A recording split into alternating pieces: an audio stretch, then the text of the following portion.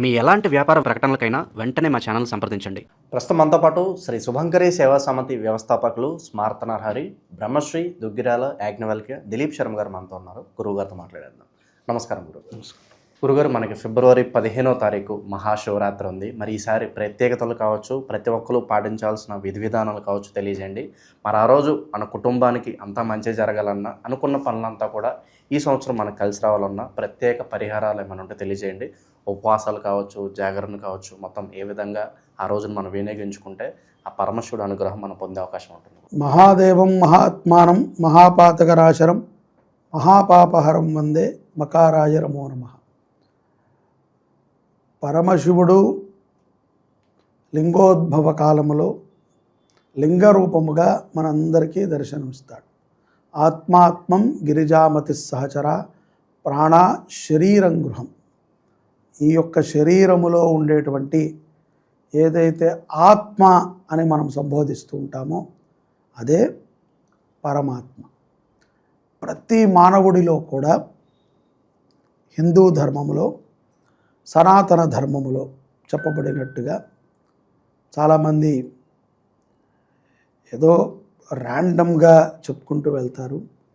కానీ శరీరము వదిలేసిన తర్వాత ఈశ్వరుడు శ్మశానములో ఉండి ఈ ఆత్మని తనలో ఐక్యం చేసుకునే విధంగా మనము చేసేటువంటి ఆరాధన ఉండాలి.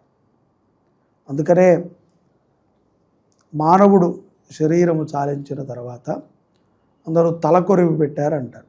తలకి కాదు పెట్టేది, హృదయము దగ్గర మొదటిసారిగా నిప్పును వెలిగిస్తారు.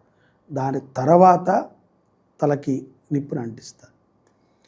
ఈ హృదయములోంచి ఆత్మ పంచేంద్రియాల్లోంచి వెళ్ళాలి. ఎందుకు ఇదంతా చెప్తున్నాను అంటే, శివుడు ఎవరో కాదు, మనమే. ఎవరికి వాళ్ళము మనమే శివుడు అని అనుకున్నప్పుడే శివాభిషేకము యొక్క, శివ ఆరాధన యొక్క ఫలితాన్ని మనం పొందగలుగుతాం.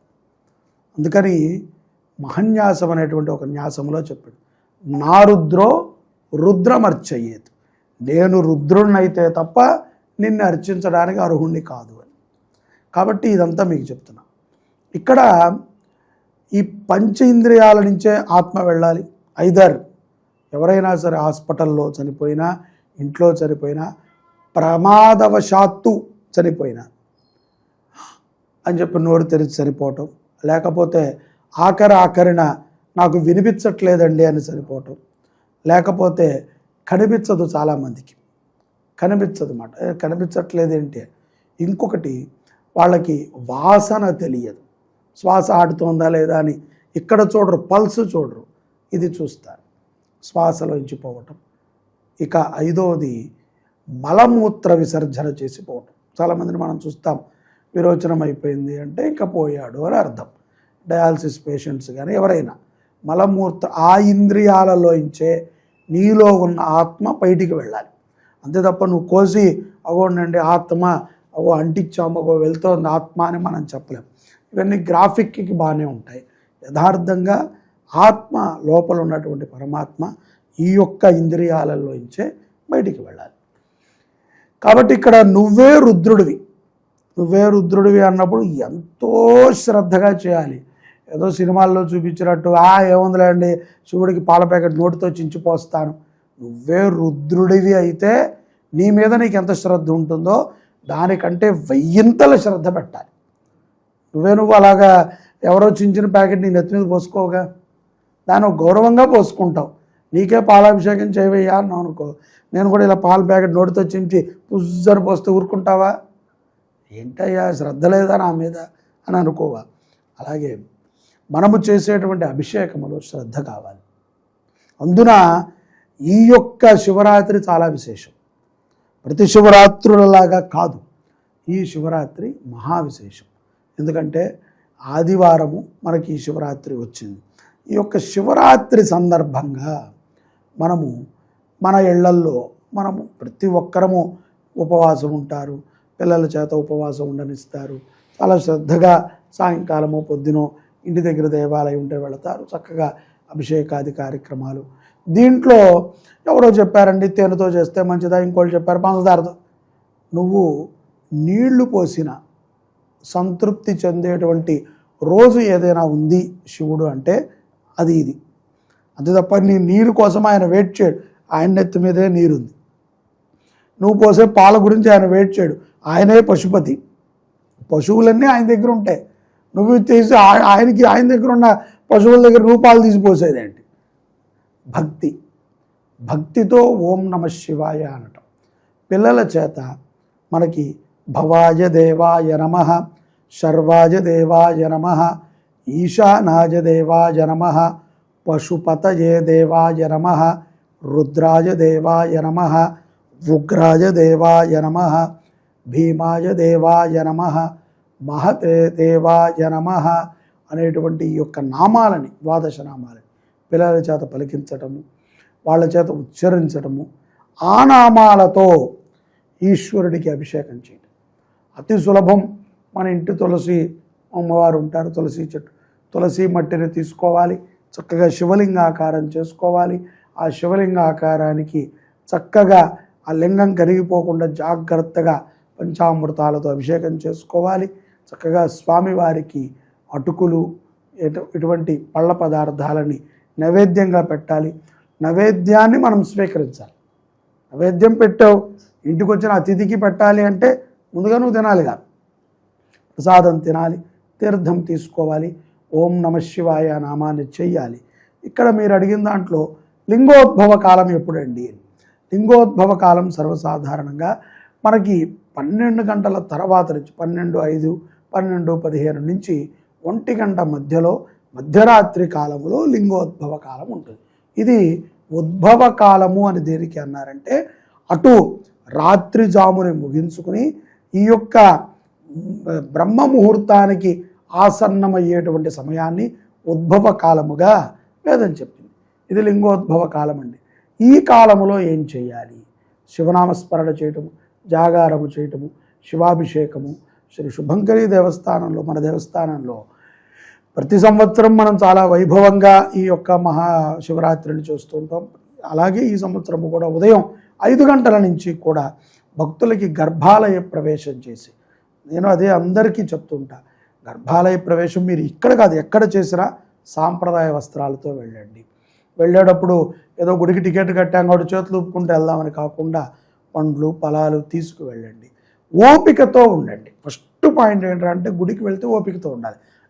నేను కార్పొరేటర్ని, నేను ఎమ్మెల్యేని, నాకు వాళ్ళు తెలుసు, నేను కూర్చోలేను, నేను నుంచోలేను, నాకు వచ్చి అర్జెంటుగా నేనే చేయాలి అనే భావనతో మనం ఉండకూడదు. వెంటనే చక్కగా ఓపికతో ఉండి చక్కగా పంచామృతాలు తీసుకువెళ్ళి సంకల్పం చేసుకుని, మన గుళ్ళో కూడా అలాగే జరుగుతుంది. స్ఫటిక శివలింగం ఉంది మన గుళ్ళో, ఎంతో కాలం నుంచి పూర్వం నుంచి కంచి పరమాచారులు పూజ చేసినటువంటి స్ఫటికలింగం అది. అటువంటిది మా గురువుల దగ్గర ఉంటే నేను తీసుకొచ్చి ఇక్కడ స్థాపన చేశాం. ఈ యొక్క ఇందులోనే ఇదే గుళ్ళో, గర్భగుళ్ళో అమ్మవారు ఉంటారు, శివుడు ఉంటాడు. ఇక్కడ మనకు విశేషం అది, శివపార్వతులు ఒకే గర్భంలో ఉంటారు. ఎందుకంటే జగతఃపితరో వందే పార్వతీ పరమేశ్వరం అనేటువంటి భావన మాకు. వాళ్ళిద్దరూ ఒకటే మా దృష్టిలో. అర్ధనారీశ్వరుడే కావచ్చు, అమ్మవారే శివుడు, శివుడే అమ్మవారు. మా దృష్టి ఇద్దరికీ ఎవరూ లేరు, వారే లోకమంతా. ఎవరూ లేని వారే మనని పరిపాలిస్తారు, వారే గొప్పవారు. ఇప్పుడు ఎవడెవడో ఏదో నోటుకు వచ్చినట్టు వాగితే మా మతంలోంచి అది తీసుకెళ్ళారు, ఇది తీసుకెళ్ళారు, ఎవడో మతంలోంచి ఎవడో తీసుకెళ్ళా, ఇక మీరు మా మీద దౌర్జన్యం చేద్దామని చూస్తున్నారు. కానీ అది జరగని పని, ఎవ్వరూ జరగనివ్వరు. కాబట్టి ఒకే గర్భంలో శివపార్వతులు ఉంటారు.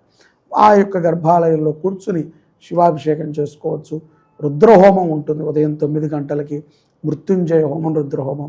అలాగే సాయంకాలం మళ్ళీ ఈ అభిషేకాలన్నీ ఉంటాయి. రాత్రి 9 గంటల తర్వాత శివపార్వతుల కళ్యాణాన్ని చేస్తాము. లింగోద్భవ కాలంలో మహాశాంతి 21 అంటే 21 ద్రవ్యాలతో స్వామివారికి అభిషేకాన్ని చేసి, దాని తరువాత స్వామివారికి రుద్రాక్షలతో అర్చన చేద్దామని అనుకున్నాం ఈ సంవత్సరం. అది ఒకటి జరుగుతుంది. ఈ సంవత్సరము ఎవరెవరైతే గనక మన దేవాలయ సేవలో పాల్గొంటారో, అభిషేక సేవలో, ప్రతి ఒక్కరికి కాశీలో విశ్వేశ్వరుడి సన్నిధానములో పూజ చేసినటువంటి రుద్రాక్షని, అలాగే చితాభస్మాన్ని మనందరము కూడా ప్రసాదంగా ఇవ్వటానికి సిద్ధం చేశాం. అది మంచి భస్మ సోమనాథ్ నుంచి మనం తెప్పించాం, గుజరాత్ నుంచి. ఆ భస్మహారతిలో వాడేటువంటి భస్మము, అలాగే కాశీ నుంచి వచ్చినటువంటి విశ్వేశ్వర సన్నిధానంలో పెట్టినటువంటి పంచముఖి రుద్రాక్షని ప్రసాదంగా ఇస్తాం. ఇలాగా శివరాత్రిని భక్తిపూర్వకంగా, నాలో ఉన్నటువంటి శివుడే, ఆయన ఎవరో కాదు, కానీ నాకంటే కూడా నేను వెయ్యింతల శ్రద్ధగా ఆయనకి భక్తితో చేయాలి. అదే సినిమా నాలెడ్జితో, లేకపోతే 10 మంది చూస్తున్నారని పైపులు పెట్టి నీళ్లు పోయటం, లేకపోతే కొమ్మరించడం కాకుండా ఉపయుక్తము చేయాలి. అలాగే ఎక్కువ ద్రవ్యాలతో ఎవరైనా మేము 100 లీటర్లతో అభిషేకం చేయదలిచామంటే అట్లీస్ట్ దాంట్లో 90 లీటర్లైనా పట్టి ఏ పాయసమో ఏదో చేసి అందరికీ పంచిపెట్టాలి తప్ప ఊరికనే వేసామంటే మోరీలోకి వదిలేసాం అన్నట్టు ఉండకూడదు. కొంచెం దాని మీద కూడా మనము ఎవరైతే పెద్ద పెద్ద వాళ్ళు ఉంటారో ఊళ్ళు వాళ్ళు కూడా శ్రద్ధ పెట్టాలి. వృధా చేయకుండా కొంచెం కాల్చి ఏదైనా కొంచెం మిరియాలు ఎలాచి వేసి బెల్లం వేసి వచ్చిన భక్తులకి ఇచ్చినా తాగుతారు. మంచిగా ఘాటుగా పాలు ఉంటాయి. వృధా కాదు. ఊరికనే మోరీలోకి వెళ్తే యథార్థంగా వృధానే. ఒక 10% వృధా అవటం తప్పు లేదు, కానీ పూర్తిగా వృధా చేయటం అనేటువంటిది కొంత మంచిది కాదు. దాని మీద కూడా శ్రద్ధ పెట్టడం.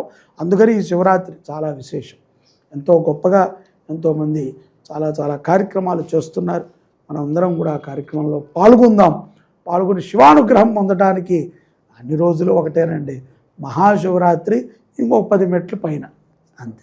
ఈరోజు చేసినటువంటి పూజా ఫలితము ఒక సంవత్సర పర్యములో ఎక్కడైనా మేబీ ఒకరోజు ఎప్పుడైనా ఓం నమః శివాయ అనుకోకపోతే ఆ దోషాన్ని తొలగిస్తుంది. అందరం అనుకుంటాం, కానీ అనుకోకపోతే. కాబట్టి వైభవంగా మనం ఈ అర్చనని చేసుకుంటానికి ఇది ఒక గొప్ప సమయం. ఫిబ్రవరి 15వ తారీఖు ఆదివారం రోజున మనకి మహాశివరాత్రి వచ్చింది కాబట్టి ఆదివారం చాలా విశేషం. సూర్యుడికి సంబంధించి ఆరోగ్యకారకం. ఆరోగ్యం బాగాలేని వాళ్ళు చక్కగా ఎక్కడైనా మీ దగ్గరలో ఉన్న గర్భాలయాలు ప్రవేశం ఉంటే వెళ్ళి కూర్చోండి. సాంప్రదాయ వస్త్రాలతో వెళ్ళండి. ఓ ప్యాంట్లతో వెళ్ళి అర్చకుల్ని ఇబ్బంది పెట్టి అంత పుణ్యంగా ఉన్న గర్భాలయాన్ని మనం గలీజ్ చేయొద్దు. అలాగే భావనతో చేయండి, ఇది నాది నేనే అని. అంతే తప్ప ఆ స్పూన్ పుచ్చుకుని శివలింగం మీద కొట్టడం ఇటువంటి మూర్ఖపు పనులు చేసి ఆ పర్వదినం రోజున పాపాన్ని, పుణ్యం ఎంతైతే 1000 రెట్లు వస్తుందో 1,00,000 పాపాన్ని తెచ్చుకుని మాత్రం రాకూడదు. అది నా అభిప్రాయం. ఈసారి మహాశివరాత్రి యొక్క ప్రత్యేకతలు కావచ్చు, ఆ రోజు పాటించాల్సిన పూజా విధానం ఏ విధంగా ఉండాలి అనేది మంచి విశ్లేషణ అందించారు గురుగారు. ధన్యవాదాలు.